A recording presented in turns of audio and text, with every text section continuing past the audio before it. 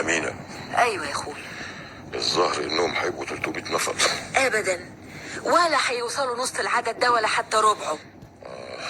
والله وقعت يا شوكت، والميزانية هتخرم وهتدفع تمن 300 نفر، يعني بالعربي هيتخرب بيتي. طول عمرك وانت بتعمل ميزانيات وما بتصرفش مليم الا في محله. الناس كلها عارفه انك راجل بتاع اقتصاد. دلوقتي مجلس العائله الموقر عاوزني امسك عمري كله ضيعته في الاقتصاد واقعد اخنق فيه بايديا دول لغايه ما اطلع روحه.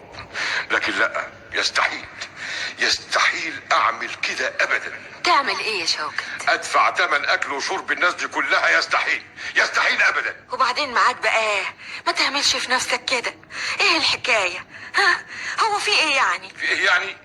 في يا ستي ان الحكايه دي مش عجباني. احنا نعرف ايه عن عادل يا امينه؟ ايه عرفنا انه هيقدر يعيش بنتنا وفاء في المستوى اللي احنا عاوزينه؟ يا امينه، دي عيني ما غمضتش ولا ثانيه امبارح بالليل. انا اؤكد لك ان الولد ده مش طبيعي يا امينه. على فكره يا شوكت، انت بقى اللي كنت بتشخر امبارح بالليل وانت نايم. كان عندي برد يا ستي. انا مش قادر افهمك.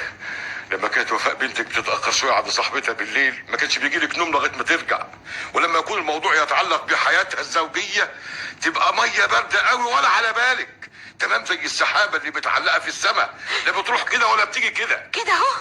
انا سحابه؟ انا سحابه يا شوكت؟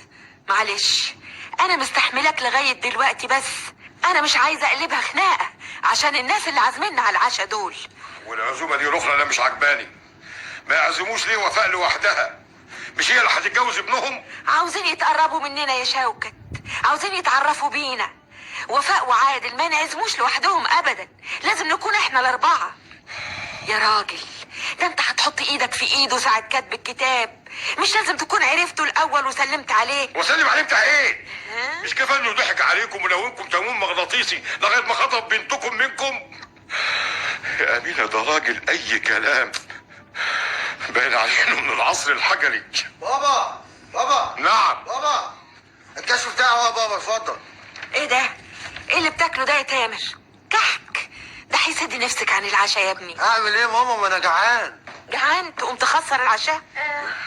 بابا، نعم. أنا آسفة يا بابا إذا كنت زعلت حضرتك من شوية. أرجوك تسامحني. أجي الكشف بتاعي أهو يا بابا. الله، انتوا لسه ما لبستوش يا ماما؟ ده المشوار بعيد قوي. فعلا يا بنتي عندك حق. بابا نعم. على فكرة أنا جيت على نفسي قوي وقللت العدد على قد ما أقدر. اتفضل، أدي الكشف بتاعي أهو. وانت يا ست امينه فين الكشف بتاعك؟ انا كتبت لك كشف جديد يا اخويا اهو بدل اللي راح، اتفضل. عظيم، وادي الكشف بتاعي اهو. يا ماما، انتوا بالطريقة دي هتتأخروا على العشاء.